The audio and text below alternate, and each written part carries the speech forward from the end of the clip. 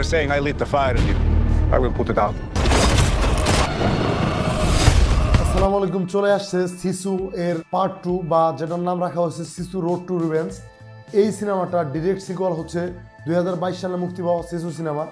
এখন যারা 2022 সালে মুক্তি পাওয়া সিসু সিনেমাটা দেখেন নাই তারা অবশ্যই দেখে নেবেন এই সিনেমাটা দেখার আগে।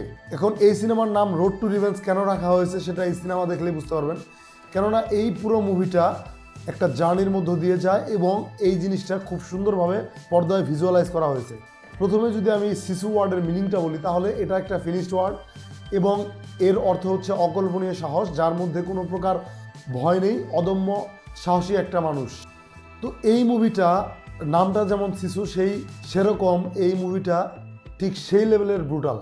পার্ট 1 যেখানে ব্রুটালিটি শেষ হয় ঠিক সেখান থেকেই এর ব্রুটালিটিটা মনে হয় শুরু হয়।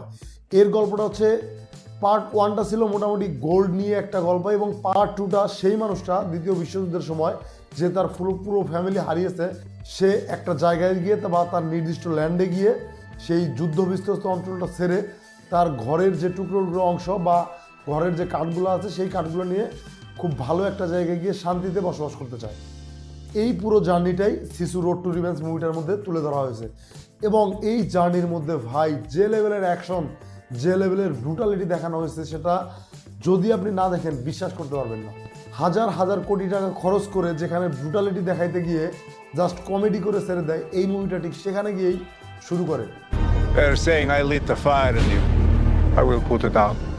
এই মানুষটা এত টর্চার সহ্য করার পরেও কীভাবে বেঁচে থাকে, আপনার জাস্ট এই জিনিসটা আপনি মাথায় নিলে অবাক হয়ে যাবেন যে এত টর্চার সহ্য করার পরেও একটা মানুষ কীভাবে টিকে থাকতে পারে। মূলত এই মানুষটা হচ্ছে একটা এক্স কমান্ডো যে কোনো পরিস্থিতিতে বেঁচে থাকতে পারে এবং তার মানসিক শক্তি এতটাই যে সে যে কোনো পরিস্থিতি থেকে ঘুরে দাঁড়িয়ে সেই পরিস্থিতিটাকে সে মোকাবেলা করতে পারে এবং তার নিজের কন্ট্রোলে নিয়ে আসতে পারে।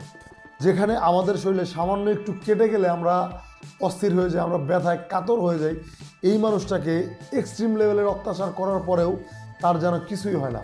এই জিনিসটা জাস্ট মাইন্ড ব্লোয়িং। পর্দায় এই জিনিসটাকে যেভাবে তুলে ধরা হয়েছে, বিশেষ করে একটা ট্রেন সিন রয়েছে যেখানে সে মিজাইলের মাধ্যমে ট্রেনের একটা কামরা থেকে আরেকটা কামরাতে যখন শিফট করে, ভাই জিনিসটা অসাধারণ।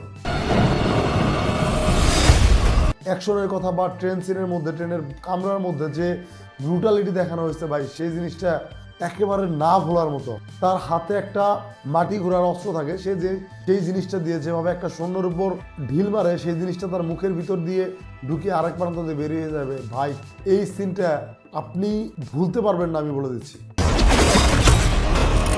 যারা এখনো পর্যন্ত শিশু পার্ট 1 দেখেননি, এই পার্ট 2 দেখার আগে অবশ্যই পার্ট 1টা দেখবেন এবং অবশ্যই পার্ট 2 দেখার পরে আমার এই ভিডিওর নিচে একটা কমেন্ট করে জানাবেন যে আপনাদের কাছে কেমনটা লাগছে। আজকের মতো এই পর্যন্তই। সবাইকে ধন্যবাদ। আসসালামু আলাইকুম।